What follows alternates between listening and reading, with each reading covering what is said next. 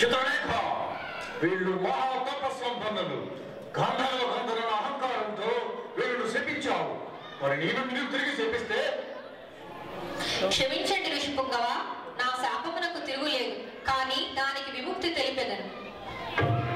ఈ రకంగా శాపగ్రస్తులైన ఆ మునికుమారులు అరుణకేశి మహాముని ఆనతి మేరకు విజయదుర్గం వెళ్లి పరమానందయ్య గారి శిష్యులుగా చేరి వారికి సేవ చేయుచూ ఉండేది.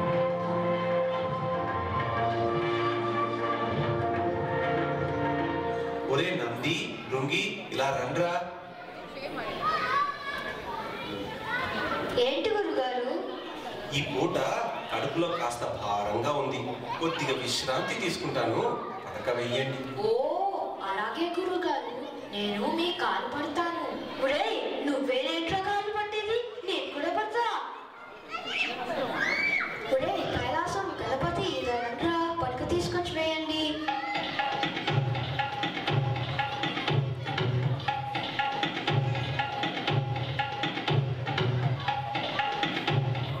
పడుకోండి గురుగారు, నేను చెప్తే చేతులు పడతాను. నువ్వేనా? నేను కూడా పడతా.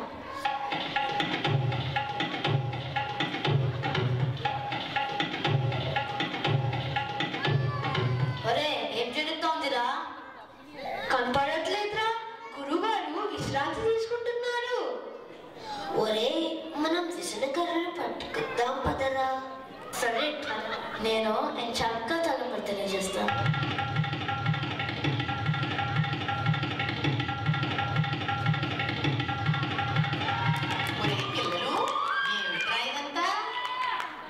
గురువు గారు విశ్రాంతి తీసుకుంటున్నారు, మేము సేవ చేస్తున్నాం అమ్మగారు.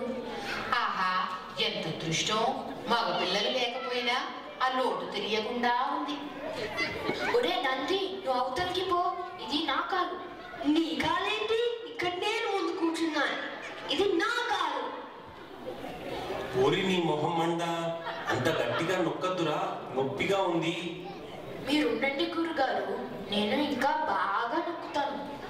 ఒరే ఆపరా, ఇద్దరు కలిసి కాళ్ళు విరగొట్టేటట్టున్నారు. నీకు బలం ఎక్కువ ఉందనుకుని అలా నొక్కుతావా?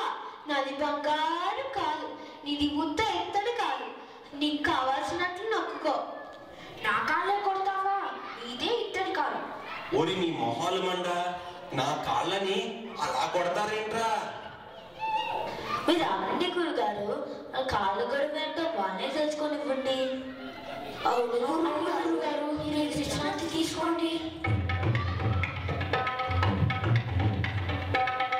ఓరి నీ గురుభక్తి దొంగలెత్తుకెళ్ళా, నా కాళ్ళు విరిచేసేటట్టున్నారు కదరా.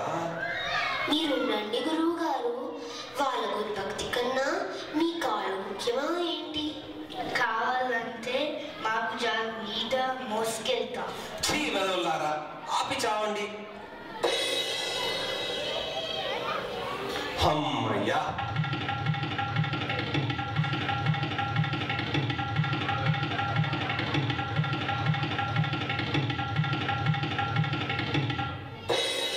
ఒరే ఒరే చేతుల్లో ఏంటి? ఒరే నా కాళ్ళు అంత బలంగా కొడతావా? నీ కాలు నరకోతలు పాలిస్తాను, చూసుకో. నా కాలు ముట్టుకో చూస్తా. నేను కూడా అంతకనే గుడ్డని తెచ్చుకున్నాను. కాస్త ఓపిక పెట్టండి గురువు గారు, హాయిగా పడుకోవచ్చు. ఓరి నీ మొహాలు మండ, హాయిగా ఏంట్రా, చంపేసేటట్టున్నారు. అయ్య బాబోయ్, చంపేస్తున్నారు. అయ్యో అయ్యో అయ్యో, ఓరి మీ చేతులు పడిపోను. నిక్షేపంలా ఉన్న కాళ్ళు నరికేస్తున్నారా? మీ కష్టాలు కలిపి కాల్సా? మీకే పోయే కాలం వచ్చిందిరా.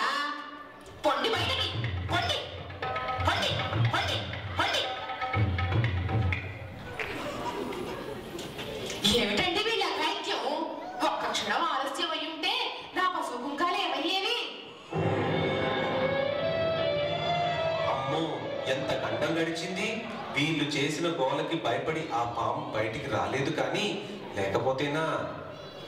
అమ్మో అవునండి, దద్దమ్మలే అయినా మీ ప్రాణాలు కాపాడారు.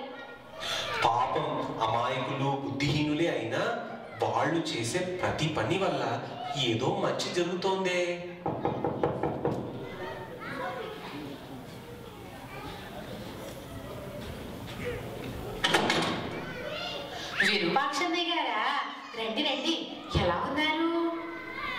వస్తున్నాను. రండి బావగారు, కూర్చోండి. ఏంటి విశేషాలు? మీరిద్దరూ వెంటనే నాతో బయలుదేరండి. పక్కన చిత్రదుర్గంలో సోమయ్య శాస్త్రి గారి అబ్బాయి సంబంధం ఉందని విన్నాను. మీ అమ్మాయికి చేసుకుంటే బాగుంటుంది అనిపించింది. వెళ్ళి మాట్లాడి వద్దాము. ఆహా, ఎంత మంచి వార్త చెప్పారండి. ఇప్పుడే వస్తాను. ఏమే త్వరగా బయలుదేరు. అలాగేనండి, ఒక్క నిమిషంలో వచ్చేస్తాను.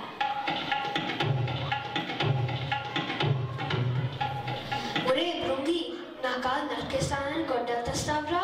నీకు ఒక్క లెంపకాయ ఇస్తా, చూసుకో. నువ్వు నాకు లెంపకాయ ఇస్తావా? నేను నీకు చిన్నకాయ ఇస్తాను. పిల్లలు ఇలా రండి. నమస్కారం అండి. మీరు చేస్తున్నది తప్పు నాయన. లెంపకాయ అంటే ఇది, జల్లకాయ అంటే ఇది. భలే భలే. ఇంకా ఉన్నాయి, పెట్టమంటారా? ఆహా, చూపెట్టండి. ఇంటే పాడు చేస్తాము. మళ్ళీ మొదటి నుంచి చెప్తున్నా, ఇది లెంపకాయ, ఇది జల్లకాయ, ఇదిగో ఇది ముట్టికాయ, ఇది డిప్పకాయ, ఇది కొట్టెం. ఒరే గణపతి, కైలాసం, శృంగి, ఫణి, మణి అందరూ రండ్రా.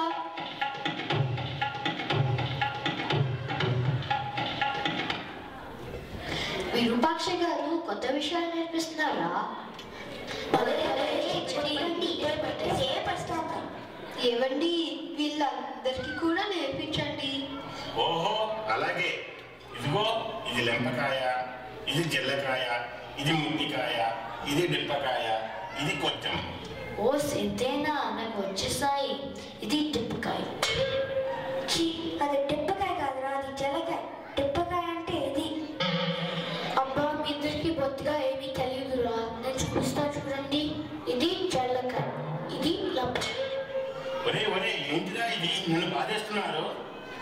మీరు ఆగండి విరూపాక్షి గారు, వీళ్ళకేమీ పురికెక్కినట్టుగా లేదు. ఇది టిప్పకాయ. నువ్వు ఊరుకోరా, నీకు కూడా ఏమీ తెలియదు. ఇది లెంపకాయ, ఇది మట్టికాయ.